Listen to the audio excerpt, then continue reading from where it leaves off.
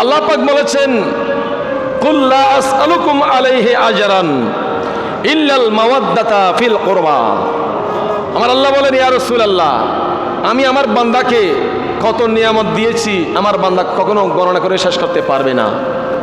তারপরেও আমার বান্দাদেরকে আপনি বলে দেন, কুল ইয়া রাসূলুল্লাহ, আপনি বলেন লা আসআলুকুম আলাইহি আজরান, যত নিয়ামত আল্লাহ পাক আমার মাধ্যমে তোমাদেরকে দিয়েছেন, যত নিয়ামত আমি রাসূলুল্লাহর মাধ্যমে তোমাদেরকে দিয়েছেন, আল্লাহ পাক আমাকে বলেছেন আল্লাহ পাক নাকি কোনো নিয়ামতের বিনিময় বদলা তোমাদের থেকে চায় না।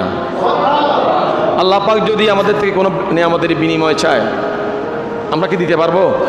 সে যোগ্যতা আমাদের আছে নাই। তারপরেও রব্বুল আলামিন ইমামে আলী মাকামের সম্মানে, রাসূলুল্লাহর পরিবারের সম্মানে, রাসূলুল্লাহর পরিবারকে বিশ্বের মানচিত্রের মধ্যে টপ কিয়ে নম্বর 1 রাখার জন্য মহান রব্বুল আলামিন বলেছেন ইয়া রাসূলুল্লাহ, আপনি আপনার উম্মতদেরকে সাহাবায়ে কেরামদেরকে বলে দেন আমি তাদেরকে যত নিয়ামত দিয়েছি কোনো নিয়ামতের বদলা আমি চাই না।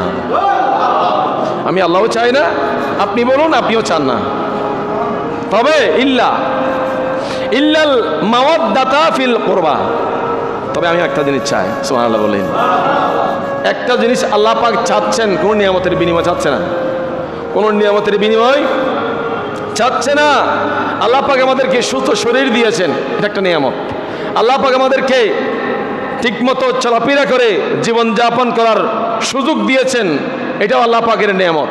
আল্লাহ পাক আমাদেরকে সন্তান দিয়েছেন, ছেলে দিয়েছেন, মেয়ে দিয়েছেন, নাতি দিয়েছেন, নাতনি দিয়েছেন, বেয়াই দিয়েছেন, বেআইন দিয়েছেন, সম্পদ দিয়েছেন, ব্যাংক ব্যালেন্স দিয়েছেন, জমি জমার মালিক বানিয়েছেন, ব্যবসার মালিক বানিয়েছেন, শিল্পপতি বানিয়েছেন, ডাক্তার বানিয়েছেন, ইঞ্জিনিয়ার বানিয়েছেন, প্রফেসর বানিয়েছেন, আপনার মাস্টার বানিয়েছেন, আলেম বানিয়েছেন, মুফতি বানিয়েছেন, মুফাসসির বানিয়েছেন, আপনার মুহাদ্দিস বানিয়েছেন।